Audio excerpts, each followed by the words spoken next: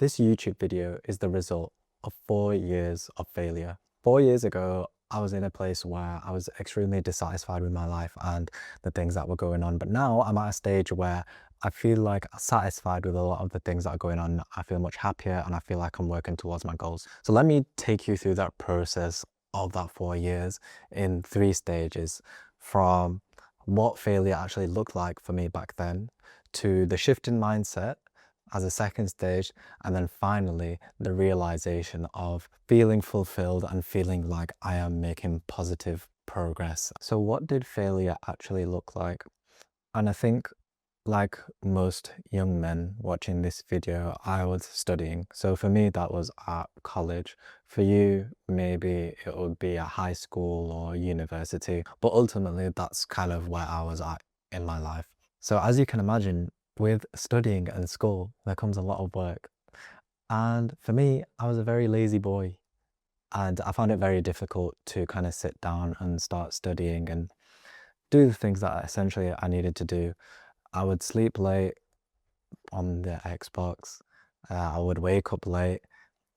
I would do all my assignments at the last minute. And as I was in college, obviously I had A levels.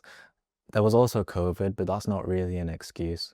Um, but essentially, I didn't do as well as I wanted to do.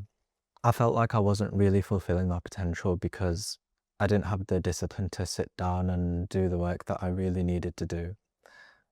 I think a lot of you will probably relate to that feeling of not fulfilling your potential. And I think that leaves me with a lot of regrets. And I feel like I wish I had pushed myself back then.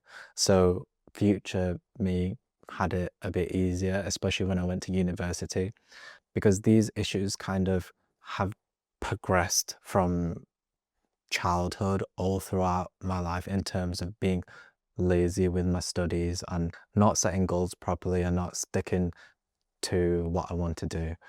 And I think a lot of that is down to a lack of self-respect and lack of direction as to where I wanted to go. Those issues followed on into university, and this is where it kind of got a bit out of control. So I moved out into student halls in Manchester, and with this newfound freedom, I didn't have anyone watching over me, and this kind of brought the worst out of me at that time.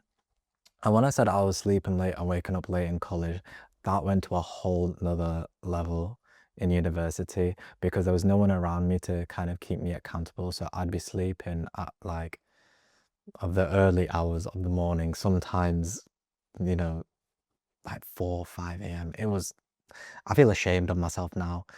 Um, but yeah, that is kind of how bad we're talking. Waking up in the afternoon, the whole day absolutely wasted, doing absolutely nothing with my day. It's embarrassing to talk about because I just feel like I wasted so much time.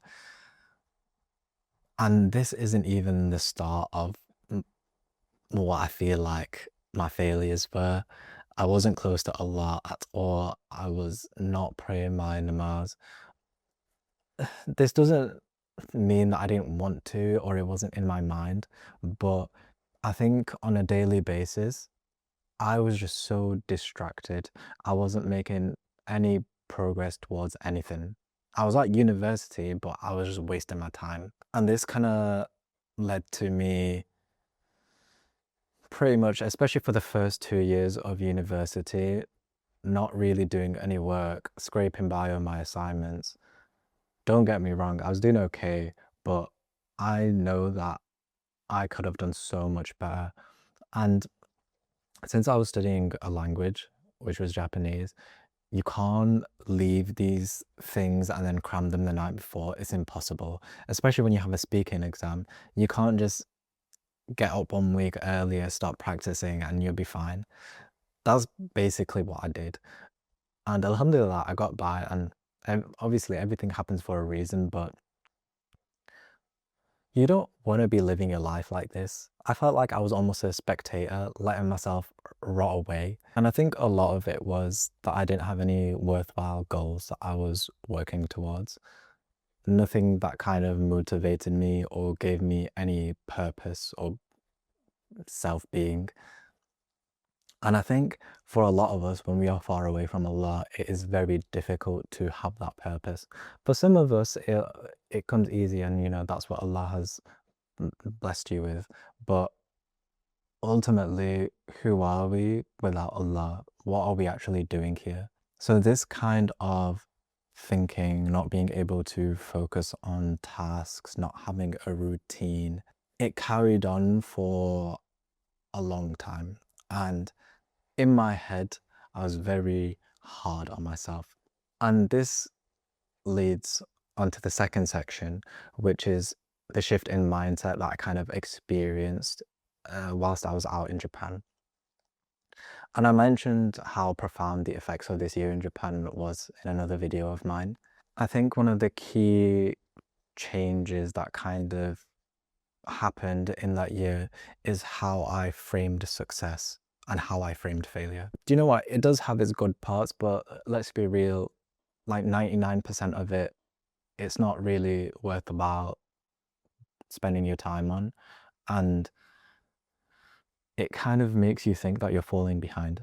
It's like all or nothing with social media. You're constantly comparing yourself to other people, and you think if you're not doing this or you're not doing that, you're failing. And social media gives you a very small snippet into someone's life, and obviously they're going to show you the good parts. All this stuff is kind of cliche. I'm sure you know this already, but it's important for me to highlight this fact, and that's kind of where my thinking came from as to why I was failing so badly at life, let's say, at my age. Because you see these people stunting on Instagram and YouTube and whatever with their Ferraris, and they're a multi-millionaire. Oh, look at what I have. It's all material stuff that those people are the 0.0001% for one. And two, is that really what we're striving towards? Genuinely, I thought that's what I was striving towards. But after getting closer to Allah, I realized that that's not really what I wanted. And people put this figure in your mind, about 10K a month. This is something that winds me up so bad. And you hear it all the time. Oh, to live a comfortable life, you need to be earning £10,000 or dollars or whatever it is a month. And I got it into my mind that to be satisfied and happy with my life, that's how much money I needed to be earning. Of course, this is absolutely false. Don't get me wrong, money is something, but it's not everything. You can be very satisfied with your life and have nothing at all, not two pence to rub together. And I use this example of the people of Palestine, our brothers and sisters out there. They have nothing. So who are we to start complaining and not being grateful for what we have? And I'm not saying not to strive towards making things better for yourself. That's not what I'm saying. I just think it's important to look at the people below us, not at the people above us. Because when we look at the people below, it makes us appreciate what we have. However, when we look at the people above and who are more well off than us, we start comparing ourselves and thinking, oh my God, like that's what I need to have, or you get jealous, things like that. We don't really want to create those feelings in ourselves, because I'm gonna be real to you, it gives you an unhappy life when you think that way. And I think a lot of us do it to an extent, especially because of social media.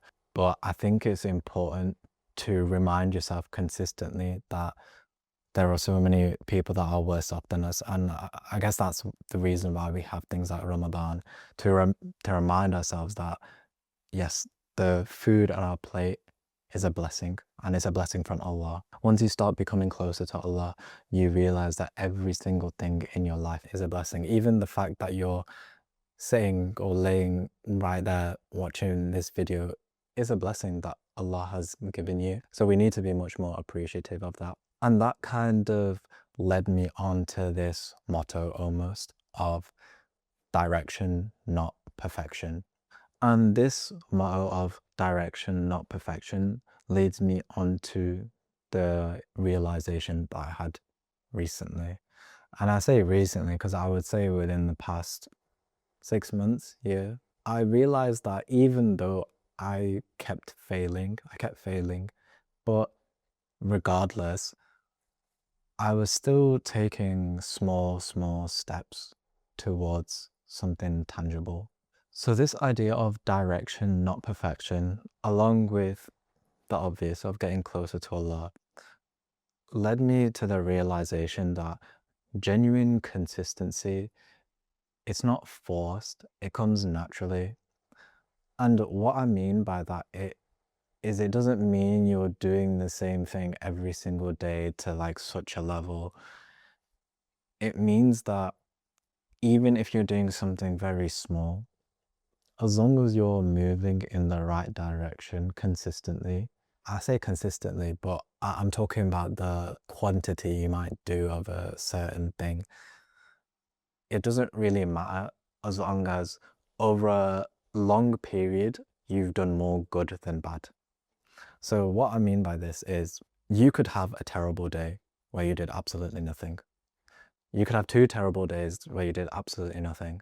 However, in a week, let's say you did 4 days that were okay and you made some okay progress, but on the other 3 days you didn't really do anything at all. And because your split is 4 to 3, that's kind of over 50%, let's say. And over a year, that means that I don't know the math, but someone can calculate it. Essentially, over a year, over 10 years, because you have taken more positive steps than negative steps over a long period of time, that kind of builds up and you realize you have actually gone in the direction that you wanted to go. And obviously, getting closer to Allah makes you or helps you realize what these long-term goals are for you. It helps you to become introspective and realize what you truly want, not just what someone is telling you that you want. Once you realize that, the rest is natural and you start naturally wanting to work towards that because it's an innate desire and belief rather than something that's enforced onto you. And for me, that's kind of why all those failures ended up resulting in this channel, in this video right here. Because for me, what I realize is that I love to help people, and what better way is there to do that than this, essentially? And that doesn't mean that I have it all figured out either. I'm still learning every single day. I'm probably not much further down the road than you are. Let's be real. I still have my flaws. I still have my bad days. But over a year, over 2 years, over 10 years, alhamdulillah, I feel like I'm working in the right direction now. And that leads me to my final point of you can get to wherever you want to get to. Just because you're not doing the craziest amount of positive actions every day, as long as you keep getting up and going again, you keep getting closer to Allah, one step towards Allah, and Allah will come running towards you. Don't ever forget that. You have to keep trying. Don't ever give up and stop being so hard on yourself.